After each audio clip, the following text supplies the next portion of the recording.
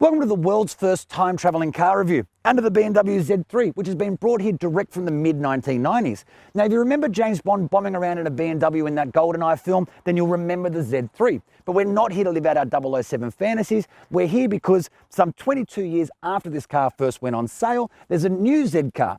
And like this one, it's a convertible with its engine up the front and driving power to the rear.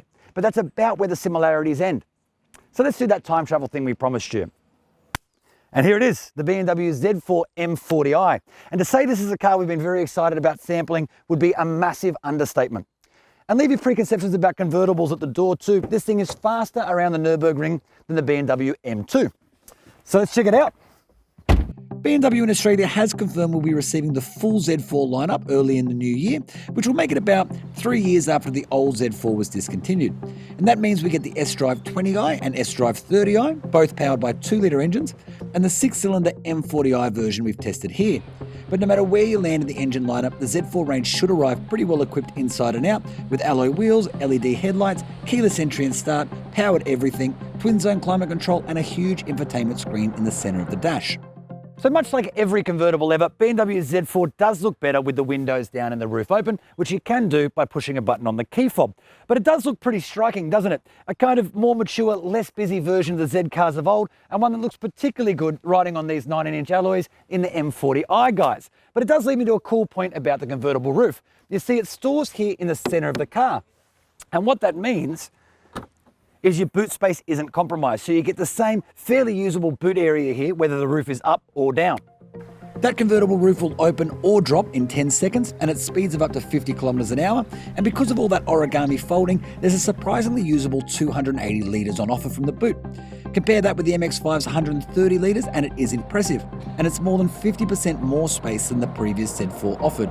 So join me for a tour of this M40i version of the new Z4. Now the cabin is a really nicely crafted, you have a little tight feeling in places space, but there is some cool stuff in here. So for one, I love the digital screen in the driver's binnacle and the way it talks to the center screen. They're both fully customizable and both very simple to use and very effective. And I absolutely love wireless Apple CarPlay, especially when it's partnered with a wireless charging pad for your phone, negating the need for any of those messy cables. Now in terms of in-cabin storage, well, there's not much.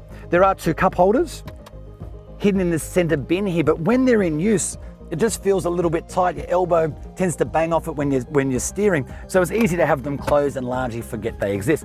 Now there's also a small storage net here behind the seats and a storage bin, but as far as storage goes, that's about it. There is a pair of 4-cylinder 2-litre engine tunes on offer in the S-Drive 20i and S-Drive 30i, but we are yet to drive them. And so this review is reserved exclusively for the utterly brilliant turbocharged 3-litre 6-cylinder engine that is nestled inside the M40i version. It was epic when we experienced it in the jointly developed Toyota Supra, and it is no less exciting here in the BMW Z4. The Z4's biggest engine will produce 250 kilowatts and 500 newton meters, and that is plenty for a car this size. Enough, in fact, to knock off the sprint to 100 kilometers an hour in just 4.6 seconds and push on to a limited top speed of 250 kilometers an hour. Welcome then to the big boy of the Z4 range. While the lesser cars make do with a 4-cylinder engine, this one gets the 6-cylinder unit, and it is an absolute gem of an engine with this rich, meaty power delivery that feels almost endless and is always available. It really is a fantastic engine, and it makes so much sense in a car like this. In its most comfortable settings where we are now, this thing's almost benign in the city. There's no exhaust note to speak of. It's very smooth, very easy to drive, and really doesn't feel like a performance car at all. But you can dial that up by hitting the sport button. And while a lot of those do serve as little more than window dressing, this one really changes the character of this car. You can feel the whole thing bristle like a sprinter crouched on the starting blocks. It gets louder. The accelerator is so much more sensitive. The gearing shifts completely. But the best part is the steering weights up nicely, but it doesn't get overly heavy. There's still plenty of feel through it. It still feels natural. In fact, it's fantastic.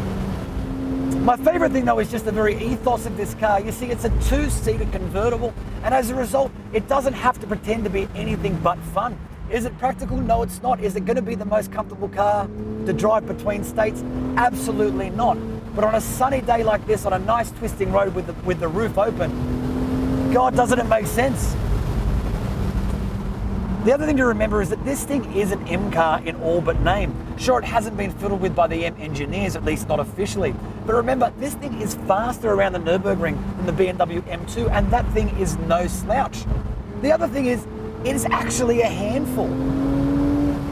I think it's a braver man than I that drives this on a slippery day without the traction control fully activated, because even here in the dry, if you get a bit heavy with the accelerator on the exit of a corner, you can absolutely feel the rear braking traction before the traction control steps in and saves the day. So it's no secret that we've been waiting a long time for this car. And I can tell you, it has been worth the wait. This thing is great big barrels of fun on the right road.